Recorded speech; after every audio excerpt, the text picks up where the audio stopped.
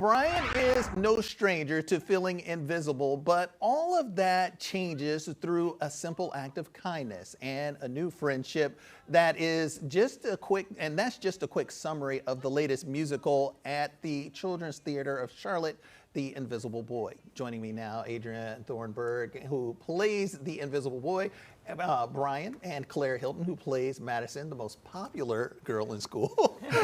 Good morning to you guys. Good morning. Good morning. Well, let's go ahead and start off and talk about the Kindness Project, because that's where this performance comes from. Can you tell us a little bit about the Kindness Project? Absolutely. The Kindness Project is an initiative that started at the Children's Theater of Charlotte in 2016, and it is where we are putting stories on stage that show bold acts of kindness, because we view kindness as a verb that people can go out and do, and these bold acts of kindness change a character's life. And so we work to develop new shows like The Invisible Boy that show young people what it means to be kind in their classroom, in their community, in their home. And so The Invisible Boy is one of the shows that is in the Kindness Project. And Brian, can you talk a little bit about this? Because this comes through various, I guess, way of things to how you get to this message of the Invisible Boy. Absolutely. Well, Brian is a very sort of secluded, sort of ostracized, not by anyone's fault, but is just a quiet, introverted kid.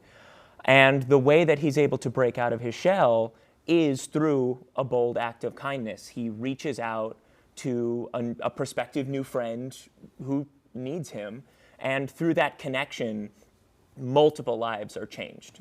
I think that this show is really special in that, very much in line with the Kindness Project goals, it's a very actionable show. You know, you can tell so many stories about how to be nice and how to not be mean, but this is a show about, like, here is like a blueprint.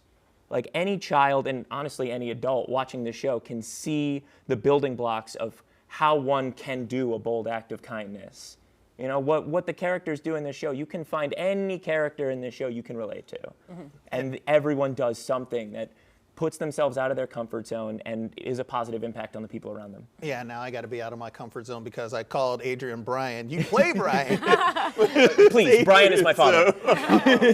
So we got to do that. But when we look at this, and Claire and Adrian, we talked about this, how is it conveying that message to second graders? Because you guys are trying to talk to them, and when they leave, you want to make sure they go back to school and they're not being the bully and they are showing kindness. It's incredible. We feel like they get it when they watch this show. Yesterday we were in performance, and there's a moment where Brian does not get picked to play kickball, and I heard a child behind me say, "But what about Brian?" very loudly in the audience. So they get it, and they're locking into the message. We also have an opportunity to ask them after every show. We say, "What did you see that was kind?" And their hands shoot up, and they're able to name what's kind, as well as sometimes they say what's not kind too.